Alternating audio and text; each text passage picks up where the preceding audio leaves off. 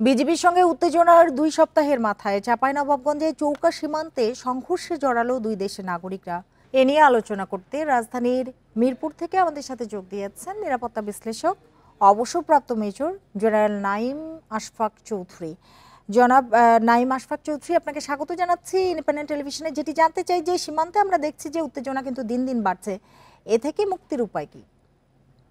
জি, অনেক অনেক ধন্যবাদ। যে ঘটনা কয়েকদিন ধরেই হচ্ছে, এটা আসলেই অনাকাঙ্ক্ষিত এবং কোনো অবস্থাতেই প্রতিবেশী দুই দেশের মধ্যে যে সম্পর্ক, এই সম্পর্ক উন্নয়নে কখনোই সহায়ক না। আমরা জানি যে আহ, বাংলাদেশ এবং ভারতের মধ্যে বর্ডার রিলেটেড 4টি চুক্তি হয়েছে। 74 সালে একটি, 75 সালে একটি এবং 11 সালে দুটি। এবং এই চুক্তি অনুযায়ী আহ, তারা যে বেড়া দেওয়ার কথা ছিল, সেই বেড়াটা 3271 কিলোমিটার করেছে এবং 885 কিলোমিটার বেড়া দেয়া এখনো বাকি রয়ে গেছে। এটা করতে পারে নাই বিকজ ওখানে গ্রাম আছে, লোকালয় আছে, প্রাকৃতিক প্রতিবন্ধকতা আছে। সেই কারণে করতে পারেনি। 2010 থেকে 23 সাল পর্যন্ত 160টি কাঁটাতারের বেড়া নির্মাণের অনুমতি বাংলাদেশ দিয়েছে। যদিও এখানে অনেকে প্রশ্ন করতে পারেন যে কেন, কিভাবে দেয়া হলো। কিন্তু এই যে পারমিশনও যেটা দেয়া হয়েছে, সেখানে একটা নির্দিষ্ট ডিজাইনে বেড়া করার জন্য পারমিশন দেয়া হয়েছিল। অর্থাৎ এক সারি কাঁটাতারের বেড়ার অনুমতি দিয়েছিল এবং এই কাঁটাতারের বেড়ার আশেপাশে কোনো প্রকার কোনো উন্নয়নমূলক কাজ, say for example road, culvert, bridge, এইগুলো করা যাবে না। এবং যদি করতে হয় তাহলে দুই দেশের মধ্যে আলোচনার ভিত্তিতে সেটা করতে হবে। কিন্তু ভারত যেটা করছে সেটা হলো যে এই বেড়ার পাশে রাস্তা করেছে, কালভার্ট করেছে, ব্রিজ করেছে, ডিটি পোস্ট করেছে, সিসি ক্যামেরা লাগিয়েছে, অন্যান্য সকল বিষয় যেটা চুক্তির মধ্যে ছিল না সেই কাজগুলো করছে। এই যে কাজগুলো, এই কাজগুলো কিন্তু উস্কানিমূলক কাজ। অর্থাৎ আমি আইন করেছি কিন্তু আইনটা আমি মানব না।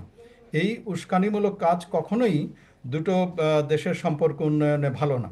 হ্যাঁ, সেক্ষেত্রে এবং একটু জানতে চাই যে সীমান্তে বিজিবি কি একটু নমনীয় আচরণ করছে?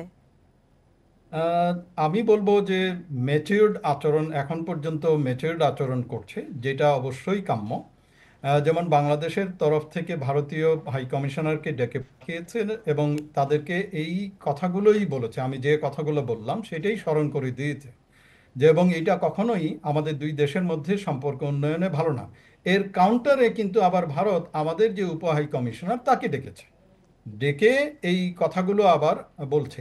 কিন্তু সবচেয়ে খারাপ দিক হলো যেটা, সেটা হলো যে আমরা এক্সপেক্ট করেছিলাম যে দুই দেশের উপকমিশনার অথবা উপ উপকমিশনারকে, হাই কমিশনার এবং উপকমিশনারকে ডেকে আনার পরে দুই দেশের সরকারের তরফ থেকে একটা দায়িত্বশীল আচরণ হবে, ডাইরেক্টিভস যেটা আছে সেই ডাইরেক্টিভসটাও হবে যে সম্পর্ক উন্নয়নের জন্য। কিন্তু যেটা দেখছি সেটা হলো যে তার সাথে আরো যুক্ত হচ্ছে দুই দেশের জনগণ, যেটা আরো পরিস্থিতিকে খারাপের দিকে নিয়ে খারাপের দিকে যেতে নিয়ে যাচ্ছে। আরেকটি বিষয় যে কূটনৈতিক উদ্যোগে সমাধান না হলে কি করতে পারে বাংলাদেশ? রাইট।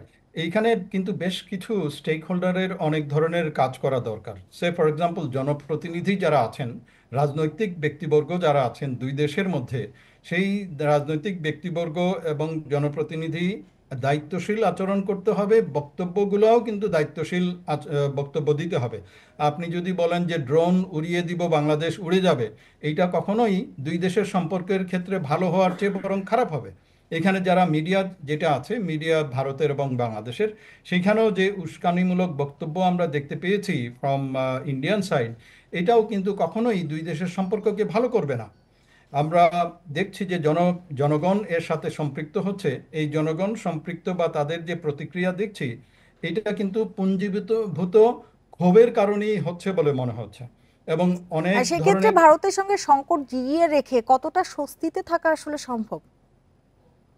না, এটা কখনো স্বস্তি দিবে না আনলেস অ্যান্ড আনটিল যতগুলো স্টেক হোল্ডারের কথা আমি বলছি। যে প্রথম কথা হলো যে গভর্নমেন্ট লেভেল থেকে এক ধরনের পজিটিভ ডাইরেক্টিভস দিতে হবে এবং এই ডাইরেক্টিভসটা ডাউন দ্য চেইন, একদম গ্রাসরুট লেভেলে যিনি পোস্টে দায়িত্ব পালন করছেন সেই পর্যন্ত পৌঁছাতে হবে। জনগণ যারা আছে, বর্ডারের পাশে যারা আছে, তাদের কাছে এই কথাগুলো পৌঁছাতে হবে। কে পৌঁছাবে? রাজনৈতিক নেতৃবৃন্দ পৌঁছাবেন, জনপ্রতিনিধি যারা আছেন তারা পৌঁছাবেন। এবং বিজিবি এবং বিএসএফ এর মধ্যে যে কমিউনিকেশন, যোগাযোগ যেটা আছে, এইটাও কিন্তু প্রত্যেকটা লেভেলে যোগাযোগটা কিন্তু আরো নিবিড় করতে হবে। জি এবং জি, প্রত্যেকটা আপনার বক্তব্য স্পষ্ট। জনাব নাঈম আশফাক চৌধুরী, আপনাকে অনেক ধন্যবাদ আমাদের সময় দেওয়ার জন্য, আমাদের সাথে যোগ দেওয়ার জন্য।